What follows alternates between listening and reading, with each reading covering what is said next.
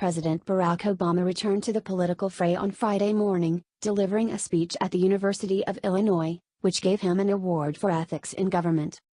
Leaving aside, for now, the question of whether Obama deserved an ethics award, all should agree that the University of Illinois had no business giving one. That corrupt institution hoped to use Obama's speech to rewrite history, as did Obama, who portrayed a false and fanciful portrait of America, then and now. The entire speech was based on a false conceit. CBS News said Obama was speaking out against threats to U.S. democracy. He did not talk about the efforts by his administration to spy on the opposition during the last presidential campaign, or how his officials unmasked U.S. citizens in intelligence reports and leaked their names.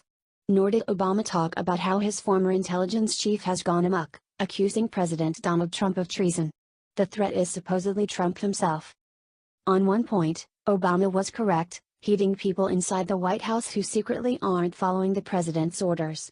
That is not an appropriate check on power, Obama said.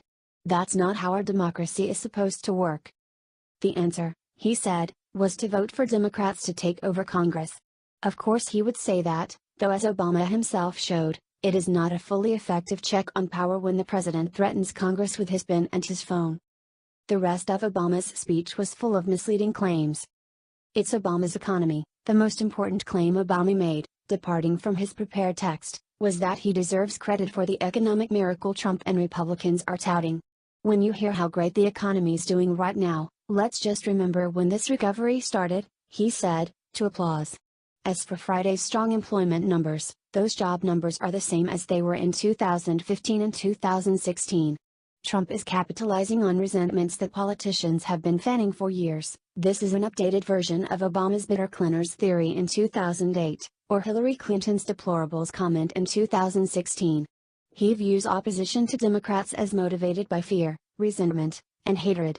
He ignores the fact that he and his party played up class divisions, the 1% versus the 99%, throughout his presidency, among other divisions, including race and ethnicity.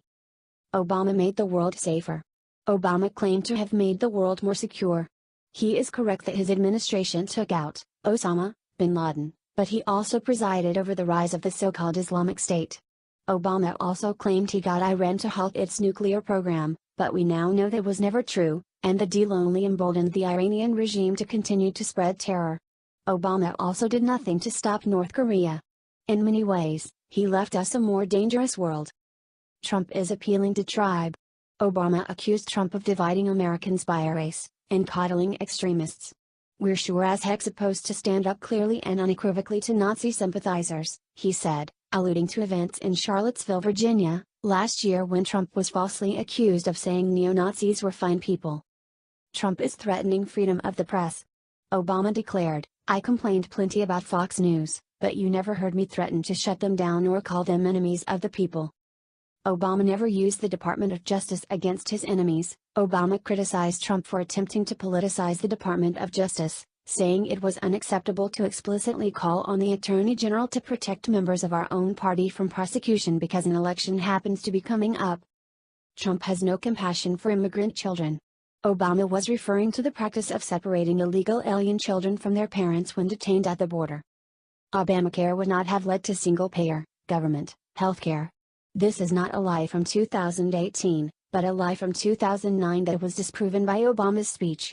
On Friday, Obama said, so Democrats aren't just running on good old ideas like a higher minimum wage, they're running on good new ideas like Medicare for all, giving workers seats on corporate boards, reversing the most egregious corporate tax cuts to make sure college students graduate.